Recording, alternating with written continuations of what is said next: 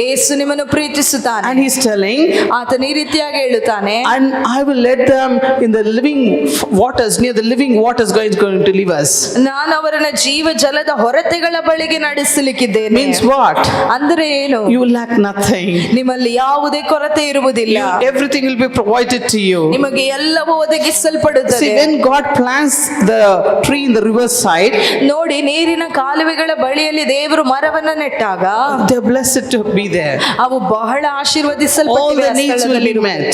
ಅದರ ಎಲ್ಲ ಅವಶ್ಯಕತೆಗಳು ಪೂರೈಸಲ್ಪಡುತ್ತದೆ. Hallelujah. Hallelujah. Hallelujah. Then God is telling, ದೇವರು ಹೇಳುತ್ತಿದ್ದಾನೆ, now ಈಗ how can the tears come from your eyes? ನಿಮ್ಮ ಕಣ್ಣಿಂದ ಹೇಗೆ ಕಣ್ಣೀರು ಬರುವುದಕ್ಕೆ Because he's a ಸಾಧ್ಯ? shepherd and leading us beside the rivers. ಯಾಕಂದರೆ ಆತನು ಕುರುಬನಾಗಿದ್ದಾನೆ, ಜೀವಜಲದ ಹೊರತೆಗಳ ಬಳಿಗೆ ನಮ್ಮನ್ನು ನಡೆಸುತ್ತಿದ್ದಾನೆ.